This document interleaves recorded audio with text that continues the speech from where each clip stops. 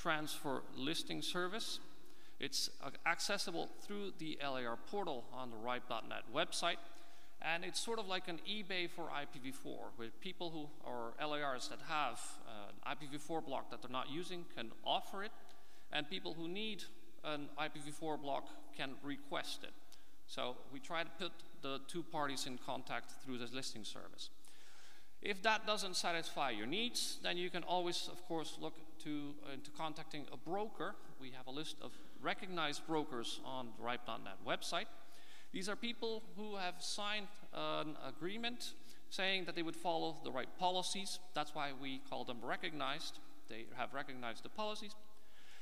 And they do all the searching and transaction works for the LAR. Now, the RIPE NCC does not endorse these brokers, and we are not involved in the financial transaction.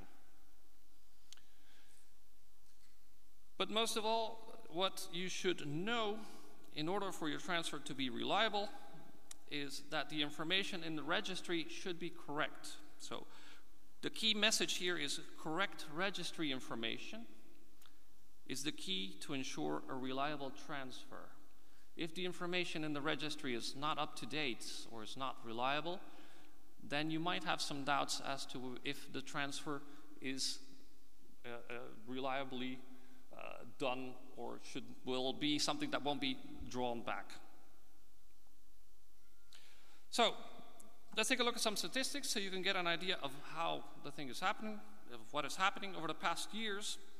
We see that the amount of transfers increased to a peak after depletion in 2012, and it is now decreasing as the IPv4 blocks find their final home and start staying still for some time. The size of the transfers is also following a similar pattern. This graph is a little bit cluttered with columns, so I'm going to zoom in to some details over the past years. As you can see, the light blue column is the number of transfers done, and the red column is the size of the transfers. And slowly, this is just coming to a stop. Another way of getting IPv4 addresses is through the mergers of companies or LARs. This has happened over time regularly, but as we have reached depletion and gone into the IPv4 transfer market, you can see that the amount of mergers that have been completed over the past years is increasing quite a lot. Especially in the last year, you can see that we've done quite a lot more mergers than usual.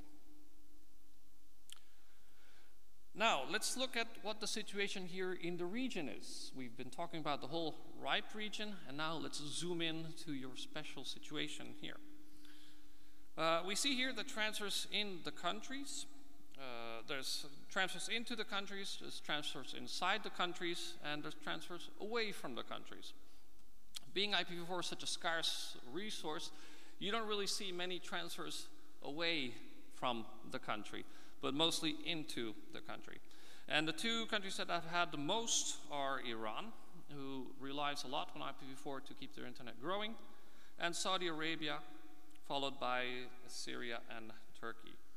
Inside the country, you can see that Iran has been shuffling a little bit with some IPv4, same as Turkey.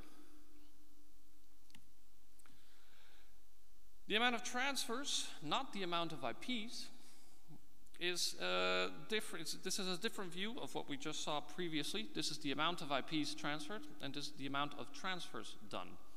Iran is the country with the most transfers into the country. They've been transferring into Iran as much as they can.